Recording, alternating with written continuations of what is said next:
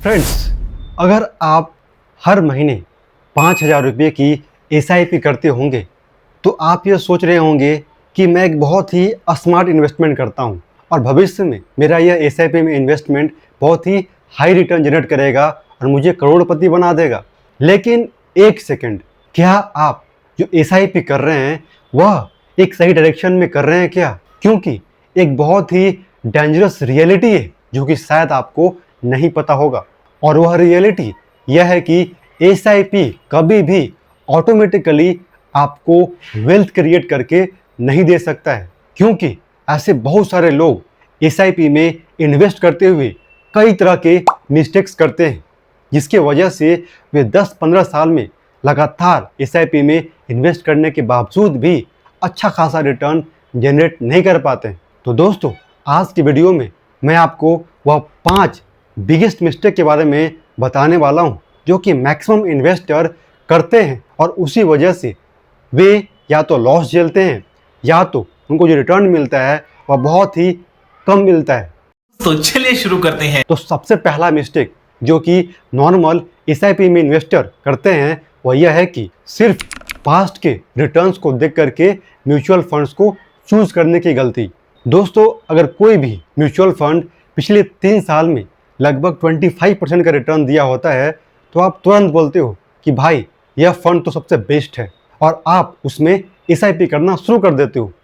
पर वेट कीजिए, इस बात को आप ध्यान रखिए कि पास्ट में जिस फंड ने अच्छा परफॉर्म किया है वह कोई ज़रूरी नहीं कि फ्यूचर में भी वह आपको एक अच्छा रिटर्न दे दे। आपको रिटर्न के साथ साथ आपको यह भी देखना चाहिए कि वो जो म्यूचुअल फंड है वह किस कैटेगरी का है, किस सेक्टर का है, फ्यूचर में उसका डिमांड है भी या नहीं। उस म्यूचुअल फंड के पोर्टफोलियो में किस किस सेक्टर का स्टॉक्स है। जो फंड मैनेजर उस म्यूचुअल फंड को आपके पैसा को मैनेज कर रहा है उसका पास्ट का ट्रैक रिकॉर्ड कैसा है, इसमें रिस्क कितना है, और सबसे इम्पोर्टेंट बात यह है कि यह जो फंड है या जो म्यूचुअल फंड जिसमें आप पैसा लगाने वाले हो वह आपके फ्यूचर गोल के हिसाब से सूटेबल है या नहीं। तो दोस्तों, सिर्फ किसी भी म्यूचुअल फंड के रिटर्न को देखकर उसमें इन्वेस्ट करना एक अच्छी स्ट्रेटजी नहीं मानी जा सकती है, बल्कि इसी वजह से आप म्यूचुअल फंड में अपने पैसा को लूज भी कर सकते हैं। इसीलिए इस मिस्टेक से बच कर रहिएगा। अब दोस्तों, सेकंड मिस्टेक है जो कि आम तौर पर इन्वेस्टर करते हैं और वह मिस्टेक बहुत ही कॉमन है, और मिस्टेक है कि मार्केट गिरते ही एसआईपी बंद कर देना। जी हाँ दोस्तों, मार्केट ऊपर गया, वाओ एसआईपी बहुत अच्छा काम कर रही है, मेरा प्रॉफिट बहुत बढ़ रहा है। मार्केट नीचे गया, मार्केट क्रैश हो गया, भाई अब एसआईपी बंद कर दो। पर मेरे भाई, आप इस बात को याद रखिए कि एसआईपी का एक सबसे मेजर बेनिफिट यह होता है कि यह रूपी कॉस्ट एवरेजिंग पे काम करता है। यानी कि जब प्राइस गिरता है तो आप अधिक यूनिट्स बाई करते हो और उसी वजह से आपका जो ओवरऑल प्राइस होता है वह एवरेज होकर के कंट्रोल में रहता है, और लॉन्ग टर्म में कंपाउंडिंग के थ्रू आप बहुत ही हाई रिटर्न जनरेट करते हो जब वह स्टॉक, वह शेयर रिटर्न बैक करता है, बाउंस बैक करता है तब। इसीलिए अब से जब भी मार्केट क्रैश हो तो कभी भी एसआईपी करना बंद नहीं कीजिए, बल्कि आप अपने इन्वेस्टमेंट के अमाउंट को अगर हो सके तो डबल कर दीजिए। अब दोस्तों, एक जो थर्ड मिस्टेक है ना वह बहुत ही ज़्यादा इंटरेस्टिंग है, और वह मिस्टेक यह है कि इनकम बढ़ने के बाद भी अपनी एसआईपी का अमाउंट को सेम रखना। दोस्तों, मैक्सिमम लोग क्या करते हैं पता है, अगर किन्हीं का सैलरी आज से 5-10 साल पहले 30,000 रुपये थी और वे पर मंथ 3,000 रुपये की एसआईपी करते थे, और आज लगभग 5-10 साल बाद जब उनकी इनकम लगभग 70,000 हो गई है फिर भी उनकी एसआईपी का अमाउंट 3,000 रुपये ही है। तो दोस्तों, यहीं पे आप सबसे बड़ा मिस्टेक करते हो, क्योंकि अगर आप अपने अमाउंट को बढ़ाओगे तो आप कंपाउंडिंग के थ्रू बहुत ही हायर रिटर्न जनरेट कर सकते हो।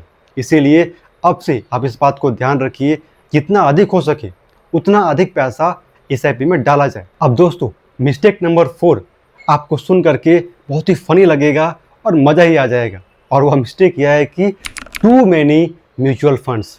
जी हाँ दोस्तों, मैंने अपने बहुत सारे फ्रेंड्स को यह कहते हुए सुना है कि मैंने एसआईपी में मैं बहुत ही ज़्यादा डाइवर्सिफिकेशन रूल को फॉलो करता हूँ, और जब मैंने उनके पोर्टफोलियो को खोला तो उनके पोर्टफोलियो में 12 से अधिक म्यूचुअल फंड थे। वे कई सारे म्यूचुअल फंड कुछ लार्ज कैप के थे, कुछ फ्लेक्सी कैप्स के थे, कुछ मिड कैप के थे, कुछ स्मॉल कैप्स के थे, कुछ इंडेक्स फंड के थे, ऐसे कई तरह के फंड्स में वे अपने पैसा को डाल के रखे थे। और अल्टीमेटली मैंने यह भी देखा कि ऐसे लोगों का जो रिटर्न होता है ना, वो हमेशा लॉस में ही रहता है, कम ही होता है। इसीलिए मेरे भाई इस बात को हमेशा याद रखिए कि आपको बहुत सारे म्यूचुअल फंड में इन्वेस्ट नहीं करना है। आपको एक दो जो सबसे बेस्ट आपको लग रहा है, एक प्रॉपर रिसर्च करने के बाद आप उसी में आराम से SIP करते रहिए लंबे टाइम तक, और विश्वास मानिए 10-15 साल बाद आपको एक अच्छा खासा अमाउंट उसमें बनता हुआ नज़र आएगा। अब दोस्तों फाइनली ये जो 5वां मिस्टेक है ना, वही बहुत ही ज़्यादा कॉमन है, और वो मिस्टेक ये है कि एवरी ईयर फंड चेंज कर देना। जी हाँ दोस्तों, आजकल सोशल मीडिया के समय में यूट्यूब हो गया, इंस्टाग्राम हो गया, टेलीग्राम हो गया, लोग अलग अलग तरीके से न्यूज़ फैलाते रहते हैं, और बहुत सारे जो इन्वेस्टर होते हैं ना, उन्हीं को फॉलो करते हैं। यूट्यूब पे कोई एक अलग ट्रेंड चल गया तो लोग उस फंड में इन्वेस्ट करना शुरू कर देते हैं। अगर आज कोई एक फंड अच्छा परफॉर्म कर रहा है तो लोग अपना पैसा को निकाल कर उस फंड में डाल देते हैं। अगले महीने कोई और फंड अच्छा परफॉर्म करने लग गया तो लोग अपने सारे पैसा को वहाँ डाल देते हैं। तो यानी स्विचिंग करने की उनकी एक बहुत ही गंदी आदत होती है। दोस्तों यह मिस्टेक आपको नहीं करनी है, क्योंकि ऐसा करने से कहीं ना कहीं आपको रिटर्न प्रेजेंट में कुछ समय के लिए आपको लगता है कि हमको बहुत ही ज़्यादा अच्छा रिटर्न मिल जाएगा, लेकिन लॉन्ग टर्म में अगर आप देखोगे तो आप यह पाओगे कि जो कंपाउंडिंग के जो एक फ़ायदा होता है ना, उससे आप वंचित रह गए। यानी आपको कंपाउंडिंग का फ़ायदा नहीं मिलेगा, और ओवरऑल जो आपका रिटर्न होगा वह भी कम होगा। इसीलिए आप इस मिस्टेक को मत कीजिएगा। तो दोस्तों ये था वे 5 मेजर मिस्टेक जो कि यूजुअली इन्वेस्टर SIP में इन्वेस्ट करने से पहले या इन्वेस्ट करने के बाद करते हैं। तो दोस्तों मैं आशा करता हूँ कि ये 5 मिस्टेक आप नहीं करोगे। और मेरे भाई इस वीडियो को बनाने के लिए बहुत ही ज़्यादा मेहनत, रिसर्च लगता है, इसीलिए अपने इस भाई को सब्सक्राइब करके, इस वीडियो को लाइक करके, शेयर करके अपने इस भाई को सपोर्ट जरूर कीजिए। जय हिंद।